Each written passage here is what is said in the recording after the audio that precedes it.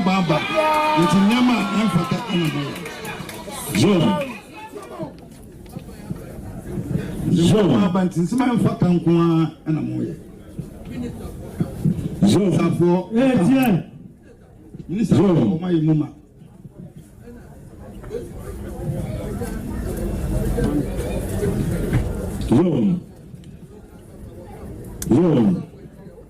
Minister for Local Government, Minister for Chieftaincy, Regional Minister, Lucy Penyo, Omina Ayuma. Babai. We are to a bar mount, now by Bimo, now I could trust and show Kuno. To almost see if you're in a DC and almost see if you're no friend or friend of money by so much one and one sem. From there, no could track Marco Berekum back to Berekum. Okay. At the Lord station. And now, Sebi in Crawford Kubi, a Kuyinificanum, some of the anime Sebi in Crawford. Do you have evidence? Oh, I'm now saying I'm making until to take me on. Okay. They should take me on. They should take me on. And brutally, they only call a friend and Kukwan, a coin so while fish Sampa, a Kukwan, wouldn't be our honor. And then on that road, they brutally murdered the man, innocent man, only their Babu Bono, the Bono Kuno.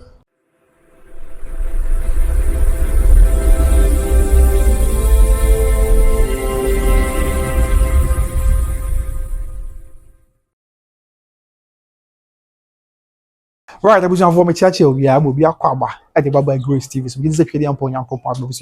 Obia, who you must also be kind one. No, I like and our comments, no share. I will be so any be a shame. And so, bet you, I'm straw. No, you're so come out from Abusia. You can say, and net day, President John Dormaahene Mahama, why a reshuffle of ministers. No, Saka, na part, na so for no emu. Na Baku, since the amount of doing common, a minister for local government, chieftaincy and religious affairs, as I'll be a free one. Onim say Minister for Local Government, Chieftaincy and Religious Affairs, Odobroni for Ibrahim, ya on a banda, machine dwani. Sabi am no kase de abana yene fro, e de ne call for fro, ya says ya, dwumadi ya okwa akohwe, Minister of Works, Housing and Water Resources. Na amanfo bebre ka ne de no ho asem yi pa ofan tan fili so a we abefa bia amanfo ebose ebinom edi nkomo I mean virtual social media platforms no kasa de afa Chieftaincy Minister ya sabi am no kase de na fro yi eyin na se bebre no a kasa no anso elenke the reshuffle ne to the Sampa Chieftaincy saga say I think say a step in the right direction everboa na ma asumdwie yeyo ene nkankro aba Sampa obaka ya awa fimpimie no ene adunum yensem ena Sampa nsensem sebe na no kawie ekokofi na saabronya bosome na mu afimpimie no adunum yensem Sampa manhene na Sampa Gyafla ebo akotokofi na obesuade kire akọ bia asante kotopani bi obi se ya mamranya mansiti abusia efiri bra o manhene suade ye na enyim se abranti a na Sampa Gyafla Sampa manhene epre no onte ne ho ase Emma Bessie mfie mienu kom yensem woni no abanti ni guso bɔ ne ho safrene edin ne o Sampa kyese ye ne o man ne nyama na mbeka na ye ne wasem den na de hye ne bebre kan no akyerem se wo mo susu se enipa bi na hye anasa ba mu mpanyifo bi hye abanti na se ye ntidi ekoso yo ye na wo kan no bobodi no a na ka me akoye se odumunyamfo ya o na hwe ye local government afei ahinsem ne ade de so ho do onsensem so wo mo hu se ne ho effort mu enunti ena samudua sabi otimi ye de wo ye wo Sampa ebesina ho no kase emfie be se miensam ani a oman ne so awie there's one timi nko kurom nkoso ontumi eni hini won kurom na akwa ebi o no ti bra ebeto odwa se sabi am no kase Chieftaincy Minister abayi ne from amanfo bebre ni agi bo ho se e wo ho sansem ya kokoso a ama dwumadi awdo bebre ena be koso a ibon so aso ifo ibi wo a na samudi tuntuma aba se wo yeswafo na ekoso ama abeka yafo ye mu nche e na okotokofie bisremeka yewura crop ya asante kotokwane dodo obi bie ade nsem akatudwa e na wo kire nsem se obo ye Sampa nsem ekoso no e na ni pebi na nya tumi e na omo ye de omo ye e ma saada no kwa yewura kotokwane kasa no o kan ya se on de omo hwe ye na mere ni nkaso nti na omo ye bibre na omo ye de omo ye ya omo hwe ye na enka oda e de a mere besesa ama nema bi a wo ye mra ye ni nkaso nti unya sa tumi mfanye bi na you reckon obo regional minister ye obo region team afei obo the interior minister nya fo mutaka obo din afei obo boy ya obo regional police commander ye obo the region team and obo boy ye about the minister for local government religious affairs the chieftaincy honorable Ibrahim edin so no so kan ama mafo ebe na ati omo nsa e wono so a ya says here they beto odwa say Ghana mapani along last why in sakra na oyimonya farmer di Ibrahim dwumadi ekwan no wagye free nsem ama babre na ebo sese edokwe a step in the right direction ye betumi aboa ama so bia ba betumi aboa ma so bia ba Sampa na sabi omo esisi omo hye sam odi achi nti ama wonya tumi ye de hoye no ya wine ba kwa free wanti asugire ba na busia o de yen kaka yen kaka yenko tie e was the Benshia Palace bra na Sampahene na Shia Sampahene council Shia na todo bibie Sampahene ra de sanse to bia se sa ne ma ekoso wo Sampa Chieftaincy minister oni mu bi yeko ebo exam minister din ebo aba mu penfa ke yeko tie bi mra sisi a ye ba ya ke bi beto ebo ase na ye de aso Joe abantin se man fa kan ko ana mo ye Joe safo tie minister o ma ye muma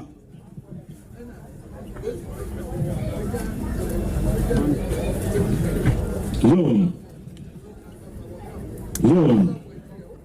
Minister for Local Government, Minister for Chieftaincy, Regional Minister, Principal, Omina Ayuma. John.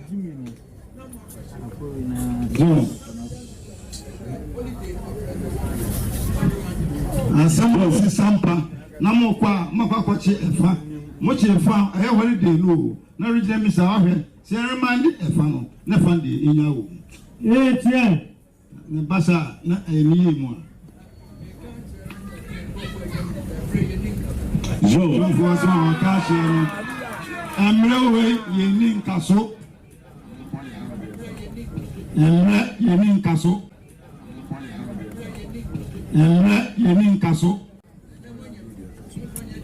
jo tu me na ba abedi mun se mun ti no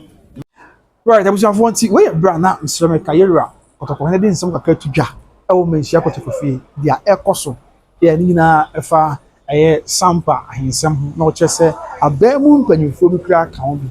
abamu mpanyimfo bi hyase ya wo nyina nim hu bi a omota echi na amna akobasa nti ene bebre na ebusi se yakopon ye danase se akoba ne se sabe Chieftaincy minister abayi na firo se from da na his Chieftaincy minister mo meba abayi minister abayi as a minister of works housing and water resources na no ko dan chen ya onim se sabe ye wo aye di nkomo yi pesa abosom na kakra chinye enipa mienu ene yakọ mo Sampa ahensem ai enipa ne bebre yakọ mo ni na ni di wa danse ko mo ya hye mo fi tese ha adwen ya na no bi kra de nyina ebe kai a asojafo ene aposifo bi ekobowura Sampa man na Sampa Gyafla na himfi na okoye emi ye nkwara bi ye ema bi ye mpanifo wo buru bi na se ma kokra se mo koyo operation abusua de ma na ha adwene na twa ye nsu se abe mo ko so mo koyo operation na Gyafla na yiwa kotokora ni fi na boda ho no mo yi di egu fom santiman franke wona na Gyafla himfi no mo yi na egu fom chese ya ni o ma o mo yes ada na bro mo buru ni pa ni bi de na ha atwepa besi na ye nim de kokosi ye nim de ya na na kan e de fa asanse no na arowo sem ni se sisi ya mano kase be se abosom na kakra ni ye kum ni pa mienu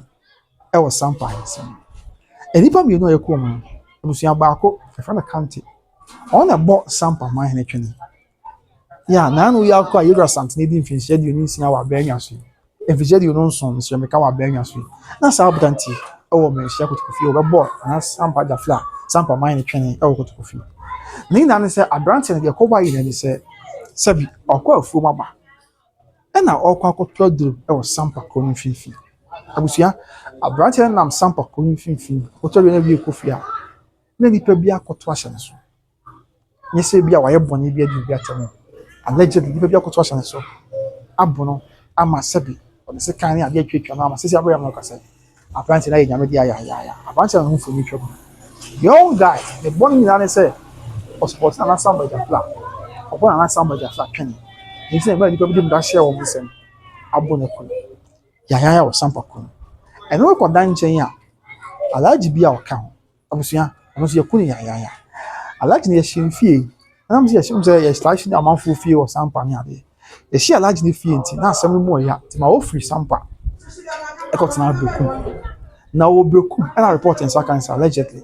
aban catch pe ni opposing person from the omra matwa no asem e kwan ye fa so a yeshi ne fie ene oye na nipa bi di no ni ade Mr. Meka aban catch aye papa yi alaji ko e ko Sampa e ko twa no asem bi na ofu Sampa ko Berekum afro car o te car no mu no at sa leg say nipa bia beginner si form nipa ni be yi si form a no da kwa Sampa ko na chi baabi kokko akwan so se akọbụ papa no ama se kan kwa keka no ye ko won no wuda ko bi kwanchen ya pa nipa bi ni ko om ni na se Sampa panyin ani enya ba mai ni nti aye yo nya sa nya ne se wo mo hold the allegiance to the legitimate paramount chief of Sampa na Sampa Gyafla nti no makwa kwa ni sa ya wo ku nipa mi no ni na akoso de bi no mo se won kan ni na akoso under the watch of the chieftaincy minister Sampahene na firo ya ebesi na ro so ne se ye ntimi nchi obi a yentumi emma mara kwa ni obi ani ya chini fa me kokra ni eja no ni amane bi so on tie ma ne ha hwem so de yen ko me pese be ese me na meka enti yen san konye ko hwe video ba ko bra Sampa de hye busuan na omo chense bo kwa fa so ani pa bi allegedly ekum Sampahene na drama kanti anona ko dan chen ni pa bi san fa so de ma hye omo nsem na eye alaji ya no so Sampa so na Gyafla hye ni fie wi e friends so ma twa no asem o tike mu ko Berekum ifa bi ko yi ni free cam the course Sampa ko echi baby e ko kun ya ye ko hwe no so mo ba bia ka bia beto e bo ase na ye dia so di baaban obi ato aba ma na wa baaban mo na wa ko to ahye ne so akunu to mo shi ni fie na DC e na mo shi ni fie no friend no ma ni ba so metro na ni mu asem from there na ko tran car ma ko Berekum back to Berekum at the lorry station and na say be nkrofoku bi e ko yi ni fie car nim I'm telling you, it's an authority station right from Sampa lorry station. Okay, yeah, Oko Berekum. I don't go unifica and then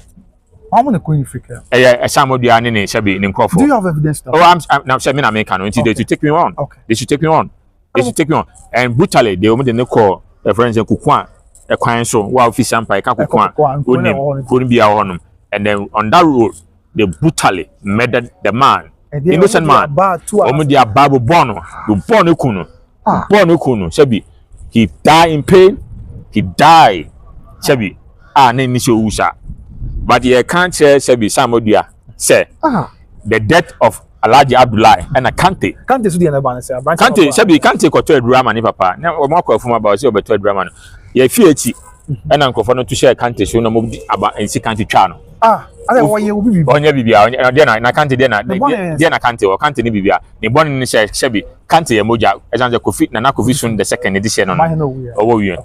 Enti Sabi se sana tie dia outer to let some Gyafla echi. Enti say ekunu and they kill. That's a chrono no omkunu I can't take kwa. Asabena police na obi any over stop. Oh no, but that is why we are saying enti abotre all of us are waiting and we believe say at the end of the day say committal case na cause no you try you can some of the judgment we will see what is going to happen in there. We are telling government that we are not going to allow government to intimidate anybody. Okay. It's up to government to be disciplined. It's up to government to be truthful to the people. As I say, Ansana, if she be a radio, Mama be tranquil, so Ghana for the two Abamano, Ansana be MP, Ghana for the two Abama, Ansana be DC, Ghana for the two Abama party, and a party na be you say DC. And Tema refill 4 years. We be to come back. We come back. I be Sampa. So. Ana mutu na be tu ye no eso Christian na abusia e don say enye bosrem ka enye menam dina ha America we ye de she branch ya wo Sampa man e na wo ka de si and niam we na akoso e fu bra and some we shall sing in there but niam we na akoso this year ya under the watch of the original minister, under the watch of the former chieftaincy minister, under the watch of Mpanyinfo Odoaka. But unfortunately ya antino we bia say bia Ghana bra no any one more is almost a share san as 80. Yeah, it's not baby, and there are some people say, Bessine, a year can't tell this for, and after a large year, I couldn't always inform, just say, not even the DC, the original minister, and now some put a swap for year on a share, nor shine some was here when you will be. Or will be any work with you to almost a young conquest, or more cables for. The uncommon we are convinced to be a Yamenti, a Yamena Bay, a be a young show, by only a Catholic room. Then more money that's supposed to be Sabacoso. But be our sound, listener, so once we shall fast Mamma Cano. Some will be uncle, so will be a grammar some things as though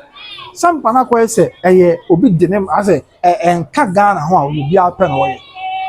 And we did say to do one was almost soon. A mouth will be some Macano. A chieftaincy minister. Yeah, now a month will be born to say, why a D1 same way one. Mr. Mampanity, and maybe I'm not do saying here. So I'm not consider your content. I feel so. You do not able to say, ye bomb pa is sabri and sakrabe asumdwe beba says ya honorable mama yarga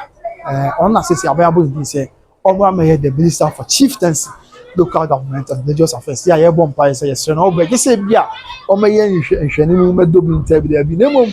obe omo anam na nya adwuma emoma omo ana for instance mu eme nkwa say embra no ba bia wan da kra no yeti ma nya adwuma na ye fa fansen so because utie sample this year no kasa na omo say one can say some man time without number catch them so